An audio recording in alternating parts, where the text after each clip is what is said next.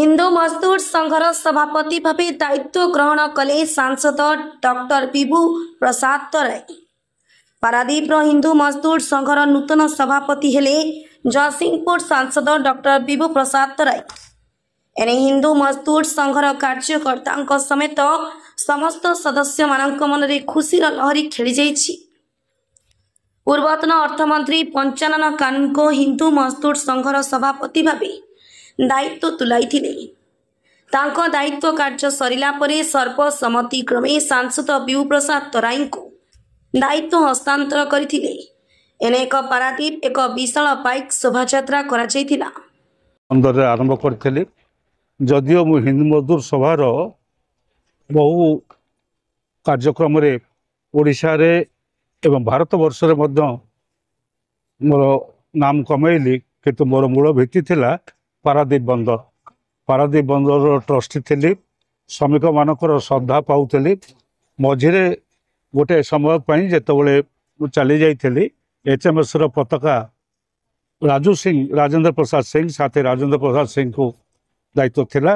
तापर मु आसती कि बर्तमान जेहेतु अनेक समय असुस्थ हो पड़ुछि, आसीपारू ना सहित काम करूना, मु निष्पत्ति कली छाड़ापी।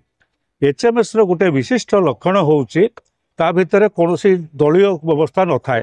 तार एकमात्र कथा है श्रमिक मानकर स्वार्थ रक्षा करवा। मु जेतेबेले थिली मोर गोटे पाखरे कांग्रेस, अन्य पाखरे जनता दल एवं कम्युनिस्ट पार्टी जन लोक मो सांगे रोते, कर्मकर्ता माने रोते। ठीक सेमती आज दिन में हिंद मजदूर सभा समस्त को श्रमिक मानकर स्वार्थ पे लड़ाई करने से माने तांकर संकल्प नेले। एटिकार वर्कर माने श्रमिक माने निष्पत्ति नेले जे एटिकार जे पार्लियामेंट मेंबर अच्छी जहाँकर अतीतर अभिज्ञता अच्छी, श्रमिक यूनियन अभिज्ञता अच्छी, श्रमिक संगठन सहित अभिज्ञता अच्छी एवं साधारण लोक सहित काम कर अभिज्ञता आग्रह अच्छी।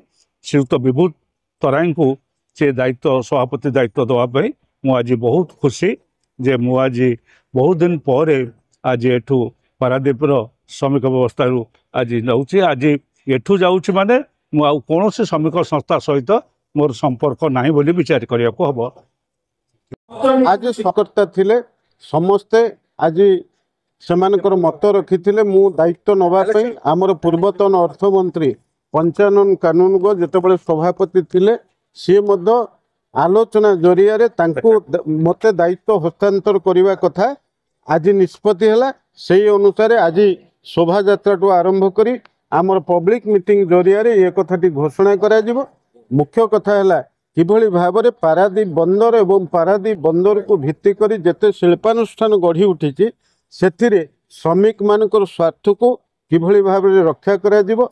अपर पक्षरे एक शिल्प अनुकूल वातावरण को रक्षा करिबारे श्रमिक अशांति किभली भाव में नहब सेथिपाई पारादीप पोर्ट मैनेजमेंट, अन्य शिल्पानुष्ठान गुड़िकर अथॉरिटी, विभिन्न व्यावसायिक प्रतिष्ठान संगे आलोचना जरिया बुझामणा जरिया किभली भाव में श्रमिक समस्यार समाधान करवा, श्रमिक अशांति की दूर करवा, ये समस्त कार्यक्रम को आम हाथ को नबू।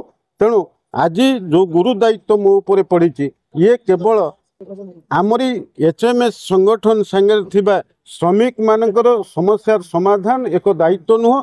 एठी मध्य मु जेहेतु सांसद भाव में अच्छी तेणु जेकोसी यूनियन रे जो श्रमिक थांतु, जो श्रमिक जो प्रकार समस्या थाउ से अंतत मु मुंड पुरेकरी किभली भाव में ये समस्यार समाधान करा जाई परिबो ये दायित्व नेबी एवं कर्तव्य करी।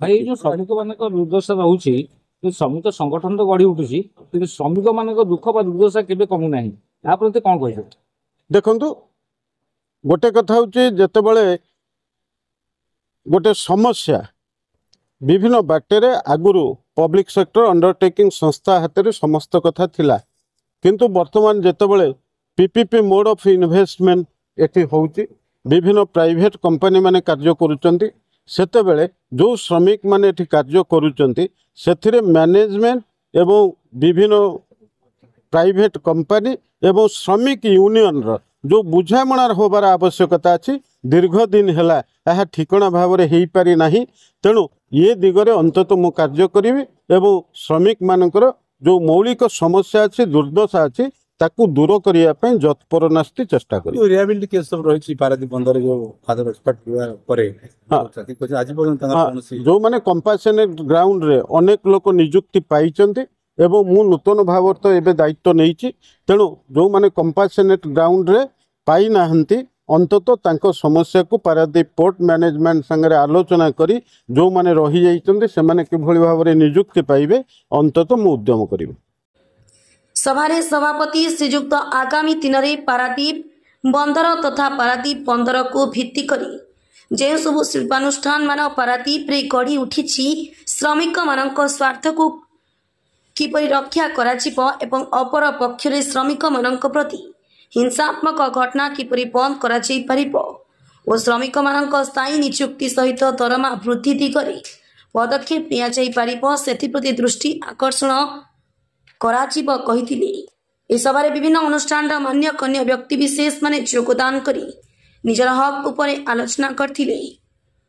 ब्यूरो रिपोर्ट धनुष एक्सप्रेस।